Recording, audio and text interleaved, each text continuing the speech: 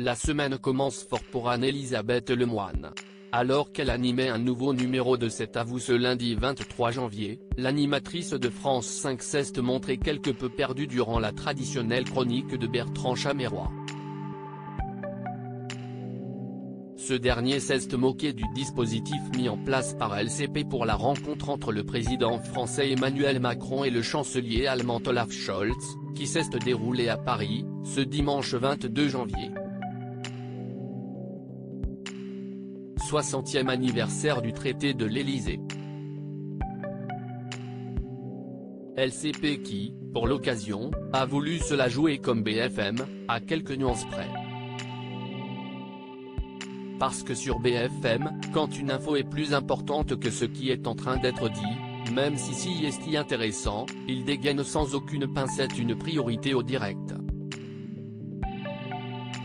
Sur LCP, est la même chose mais version polie, a expliqué le chroniqueur de cet avou, avant de lancer les images expliquant son propos.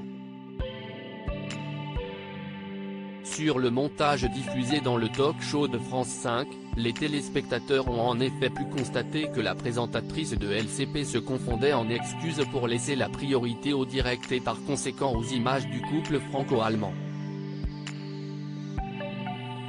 Afin de forcer encore un peu plus le trait, Bertrand Chameroy n'a pas hésité à mettre en avant les excuses de la journaliste, écrites en gras et accompagnées d'un jingle. Des effets spéciaux qui ont déstabilisé Anne-Elisabeth Lemoine. Est-il vrai ? A-t-elle d'abord chuchoté, alors que le sujet touchait à sa fin. Et de s'interroger quelques secondes plus tard, « Ah non ? Il n'y a pas de jingle ?» a-t-elle demandé à son chroniqueur. Non, est nous qui les avons rajoutés, a précisé Bertrand Chameroy. Pardonnez-moi. Est génial. Pardonnez-moi d'être idiote, a rétorqué l'animatrice de France 5, hilar. Une naïveté qui a amusé toute son équipe, pourtant habituée à ces bourdes.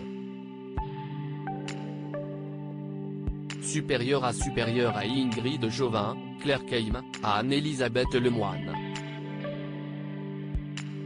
Leurs histoires d'amour oubliées. Anne-Elisabeth Lemoine choquée par la révélation d'un invité le 17 janvier dernier, Anne-Elisabeth Lemoine a reçu Fabrice Eboué dans son émission quotidienne.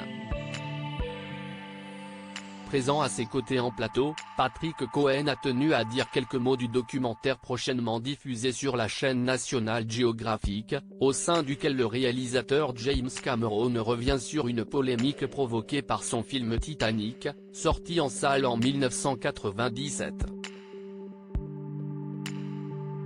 Le cinéaste a donc, une bonne fois pour toutes, démontré que le personnage de Jack n'aurait pas pu survivre s'il était monté sur la porte, avec Rose, après que le paquebot se soit renversé dans l'océan. Une information qui a fait réagir Fabrice Eboué, lequel a fait une confidence inattendue. Je vais me faire mal voir. Je n'ai pas vu le film. Donc je ne peux pas participer du tout à ce débat, a affirmé l'humoriste de 45 ans. Mais non, a lâché l'animatrice, visiblement stupéfaite. Sérieusement ? A-t-elle ajouté, choquée par cette révélation. Décidée à vérifier la culture cinématographique de son invité, elle a ensuite demandé à Fabrice Eboué s'il avait vu La Grande Vadrouille de Gérard Houry, un classique incarné par Louis de Funès et Bourvil. Oui, La Grande Vadrouille, mais je n'ai pas vu Titanic. J'étais peut-être célibataire à l'époque et ça ne valait pas le coup, a supposé le comédien, contraint de se justifier.